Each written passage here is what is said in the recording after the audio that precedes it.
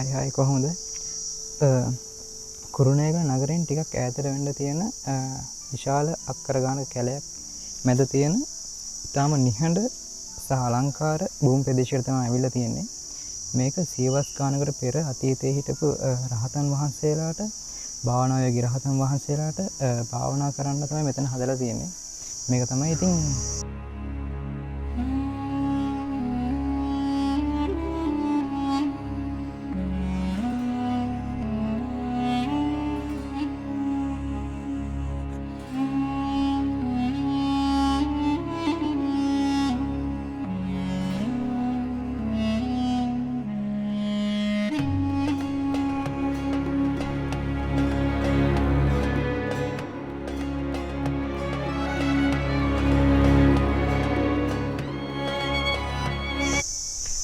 ඉතින් මෙතෙන්ට එන්න ඕනේ කුරුණෑගල දබළු පාරේ ඇවිල්ලා ඉබ්බාගෙන් මඩගල්ල පාරට දාලා කිලෝමීටර් 15ක් වගේ එන්න ඕනේ.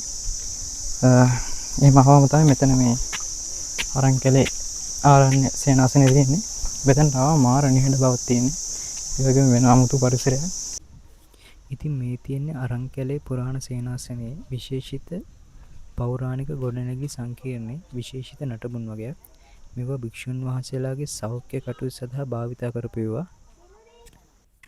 ඉතින් රෝහල් සංකීර්ණයේ පොඩ්ඩක් ඇහින් තමයි මේ පොකුණ තියෙන්නේ. භික්ෂුන් වහන්සේලා ස්නානය සඳහා තමයි මේ තටාකේ භාවිතා කරලා තියෙන්නේ. කළු ගලින් හදලා තියෙන මේ පොකුණ ඒ කාලෙත් තිබ්බ දියුණු ජල තාක්ෂණය ගැන අපිට හොඳින් සාක්ෂි සපයනවා.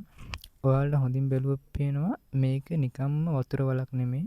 කළුගල් පෝරු ක්‍රමවත් වතුරලා තමයි මේක හදලා තියෙන්නේ. ඉතාමත් ශක්තිමත්ව සහ කලාත්මක කරපු ලස්සන නිර්මාණයක්.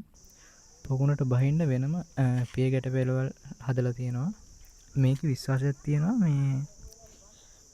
මේකේ තියෙන වතුර ඒ කියන්නේ අපිරිසුදු වතුර අයින් කරලා පිරිසුදු වතුර ඒ කියන්නේ ලබා ගන්න ඒ කාලේ මේ දියුණු තාක්ෂණයක් පවා තිබිලා තියෙනවා කියලා.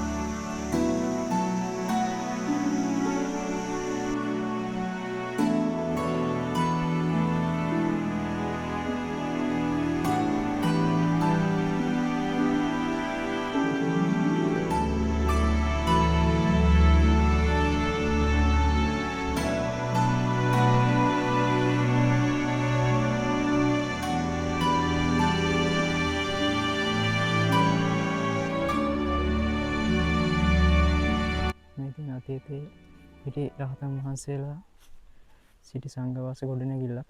ඉතා පරණ ගොඩනැගිල්ලක්. වල වෙන්නේ දැන් ඒක අබලන් වෙලා තියෙන්නේ.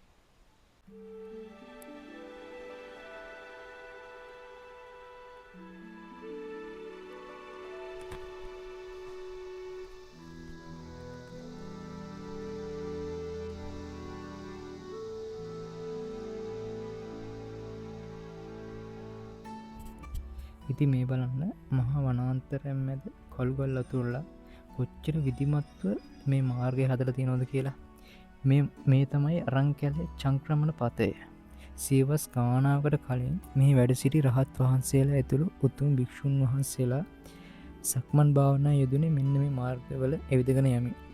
පාර දිගේ ඇවිදගෙන යද්දී එන අපිටත් මාර සැනසීමක් පුදුමාකාර නිස්කලංක බවක් දැනෙනවා මේ මාර්ගවල ඇවිදගෙන යනකොට.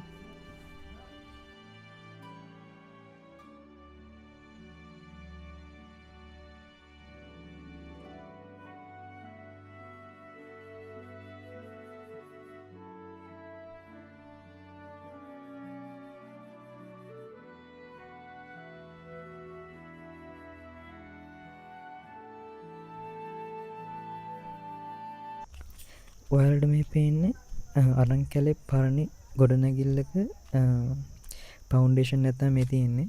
මේක භාවිතා කරලා තියෙන්නේ අතීතයේදී ස්වාමීන් වහන්සේලාට භාවනා කරන්න, ධර්ම සාකච්ඡා කරන්න සහ වැඩ වාසය කරන්න. ඒ වගේම ඔයාලට පේනවා ඇති මේ වටේට මේ කාණුවක් වගේ තියෙනවා. මේක ඒ කියන්නේ විශේෂයෙන්ම හදපු දියාගලක්. මේකෙන් වෙන්නේ ඒ කියන්නේ ඇතුළේ වැඩ වාසය කරන ස්වාමීන් වහන්සේලාට සිසිලස ලබා දෙන්නත් ඒ වගේම සතුන්ගෙන් ආරක්ෂා කිරීමට තමයි මේක හදලා තියෙන්නේ. ඉතින් බලන්න අපේ රටේ කොච්චර තාක්ෂණ ඉතිහාසය තිබිලා තියෙනවද කියලා.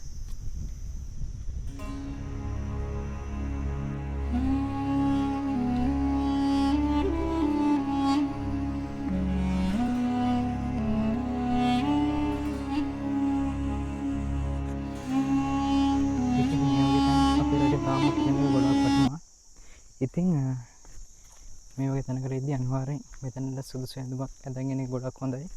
ඒ වගේම අපි ගේන ප්ලාස්ටික් දේවල් නම් මෙහෙ දාන්න එපා. පරිසරය විනාශ වෙනවා. ඒ වගේම මේ වගේ තැන් අපි අනිවාර්යෙන් ආරක්ෂා කරගන්න ඕනේ. එතකොට තමයි මේ අපේ ඊළඟ පරම්පරාවටත් මේවා දැක බලා ගන්න පුළුවන්. මේ මාර වටිනවා.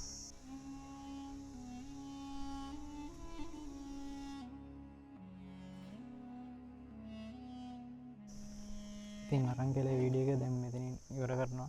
ඉතින් තව ගොඩක් තැන් තියෙනවා අපිට හැම තැනකටම යන්න බැරි වුණා. ඉතින් ඔයාලත් අනිවාර්යෙන් එන්න. එතන මාර නිදහස් තැනක්.